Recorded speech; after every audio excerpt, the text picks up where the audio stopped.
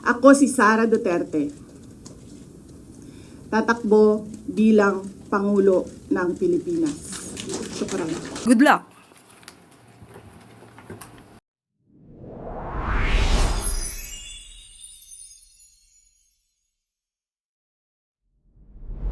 Noong Pebrero 18, 2026, formal na inanunsyo ni Pangalawang Pangulo Sara Duterte ang kanyang kandidatura para sa halalang pampanguluan sa 2028, kaya siya ang kauna-unahang pangunahing personalidad na opisyal na pumasok sa karera.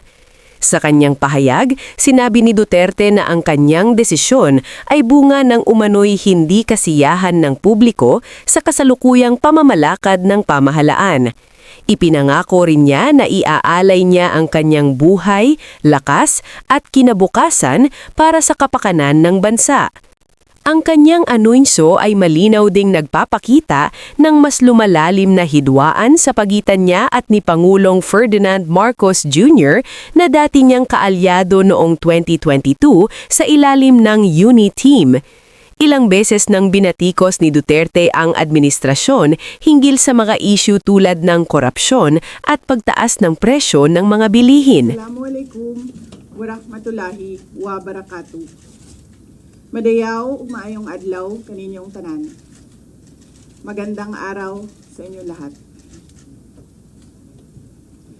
Proverbs 19 verse 21 states, "Many are the plans in a person's heart, but it is the Lord's purpose that prevails." It took me 47 years to understand that my life was never meant to be only mine. Unlike others, I may not have been born just to chase happiness. For a long time, I questioned the weight of responsibility to my family, to my country, to everyone who called on me. Today, I have peacefully accepted that my life is unlike any other. Sa unang mga buwan ng aming mga termino, nakita ko na ang kawalan ng katapatan ni Bongbong Marcos Jr. sa mga pangakong binitawan noong kampanya, pati na sa kanyang sinumpaang tungkulin para sa bayan.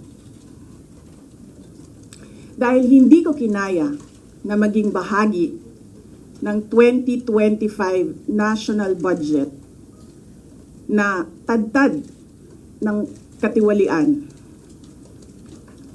pinili kong umalis sa kabinete kahit alam ko na mula pa noong 2023 na ang magiging kapalit ay ang aking impeachment. Mga kababayan, humihingi ako ng paumanhin. Patawad kung tinulungan ko mahalal si BBM bilang Pangulo ng ating bansa.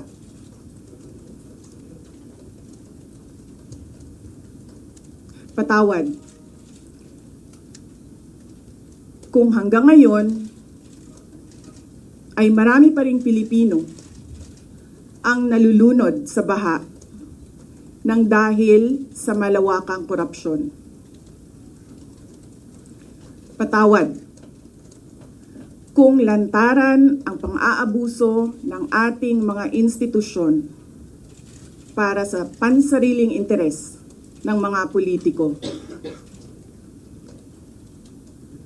Patawad kung patuloy ang pagtaas ng presyo ng mga pangunahing bilihin habang nananatiling kapos ang kita ng bawat pamilya.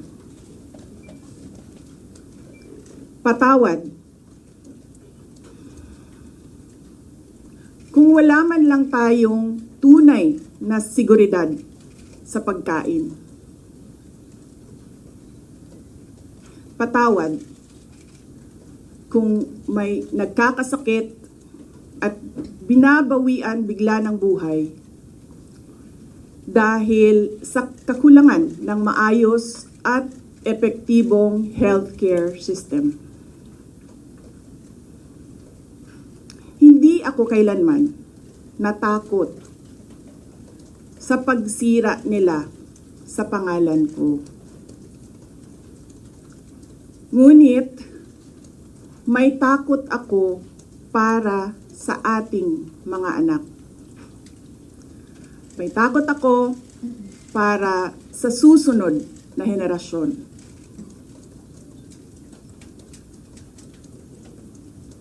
May takot ako para sa mga kababayan nating walang bahay sa ibang bansa. Walang pangalawang pasaporte, walang ibang matatakbuhan kundi ang Pilipinas. Kahit ito'y patuloy na nalulugmok sa kahirapan. Na ako'y kahadlok, nga moabot ang adlaw na dawaton na lang nato ang kapobrihon isip kapalaran. Nga maanad na ta sa sayop. Nga mawad-an na lang ta og paglaom. Ug labaw sa tanan na ako'y kahadlok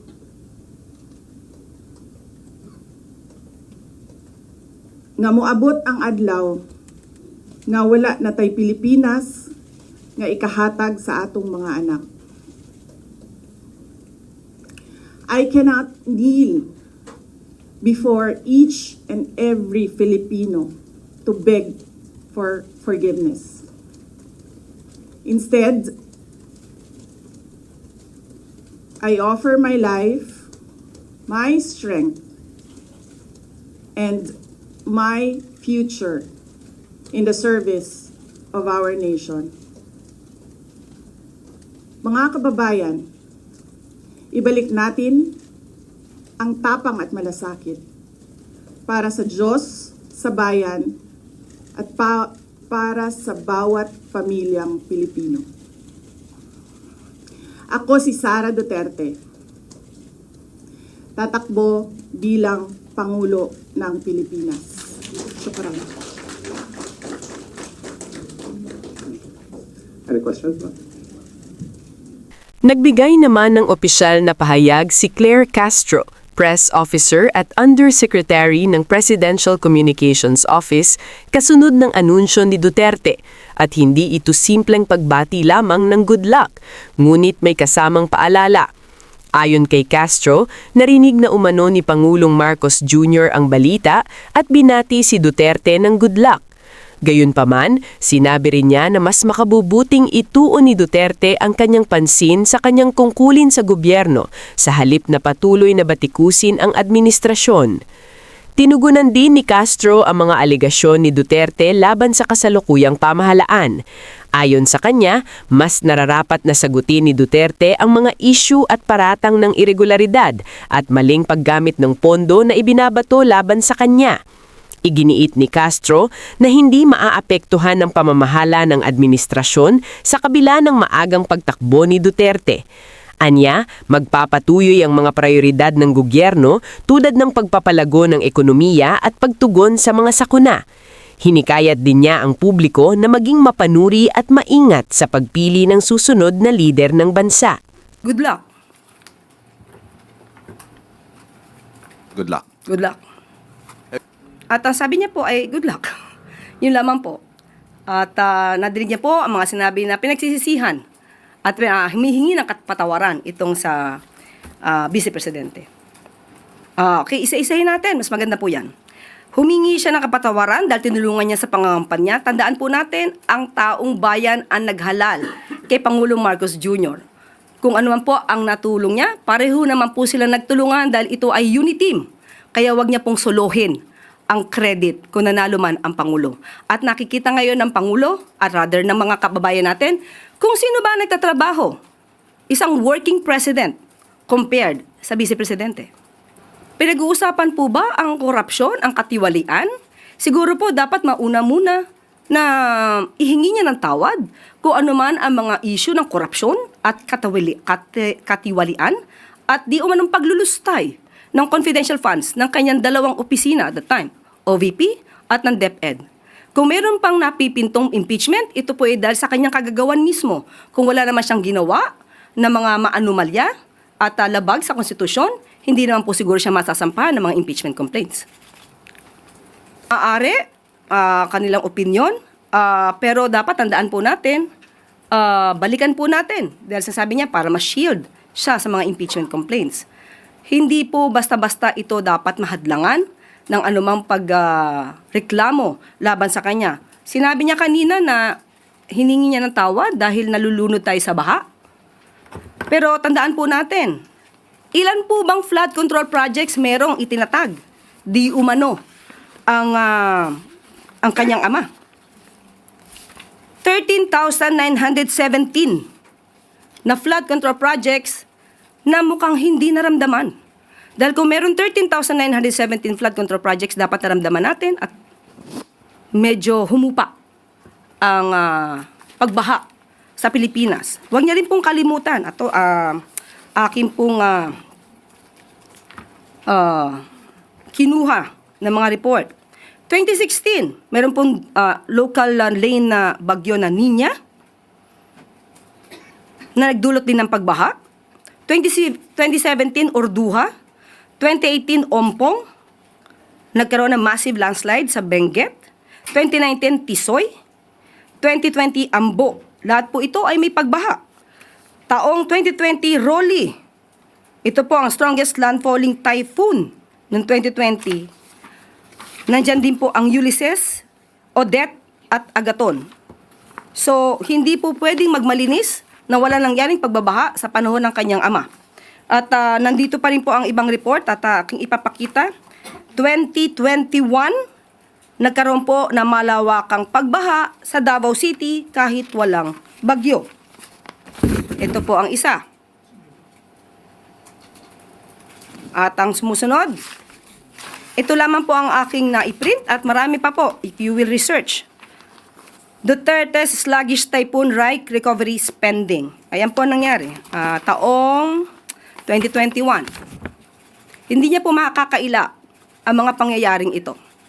Kaya wag niyang ipahid lamang sa Pangulo ang sasabing pagbabaha. Dahil kung meron pong naganap na mga build, at kung talagang walang ghost projects ang dating nakaraang administrasyon, hindi natin mararanasan ang ganitong klaseng pagbabaha. 2018, faced with disaster, Duterte falls from view. Ito po, at that time, ay wala at hindi makita ang dating Pangulong Duterte.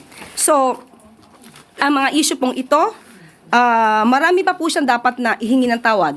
Akin pong i-enumerate.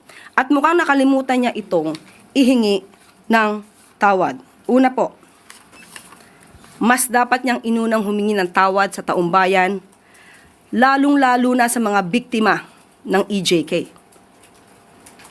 Dapat niya rin pong ihingi ng tawad at nakalimutan niya nang siya ay magsabing mayroon siyang kilalang assassin at handa siyang magpapatay.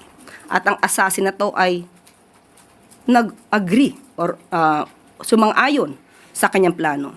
Dapat ihingi niya rin ng tawad ang mga fake news na ibinandera niya sa taong bayan. Ipaghingi rin niya po ng tawad ang mga pagbabakasyon, personal trip,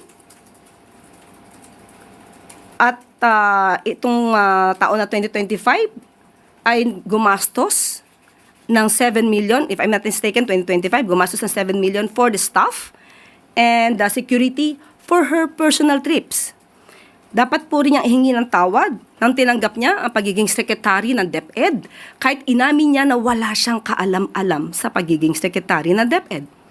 At pati ang matatag curriculum ay hindi niya na-review dahil inamin niyang wala siyang alam.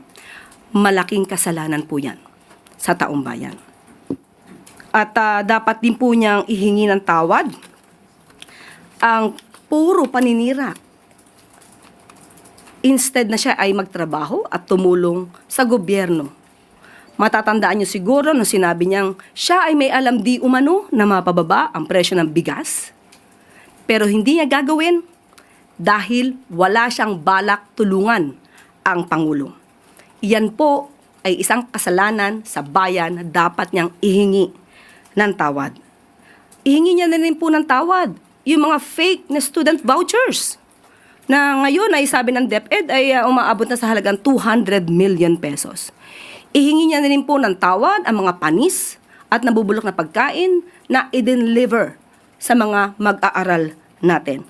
Pati po yung mga missing school materials na hindi na-deliver sa mga estudyante. Ilan lamang po yan sa dapat niyang ihingi ng tawad sa bayan. Po sinabi natin isa siya na maituturing na politician. Politician na ang iniisip ay ang susunod na eleksyon. Ang iniisip ay yung pansarili na interes, hindi ang taong bayan. So yun lang po ang nakikita natin kung bakit kaya kailangan niyang magdeklara na siya ay tatakbo na sa pagkapangulo sa susunod na eleksyon.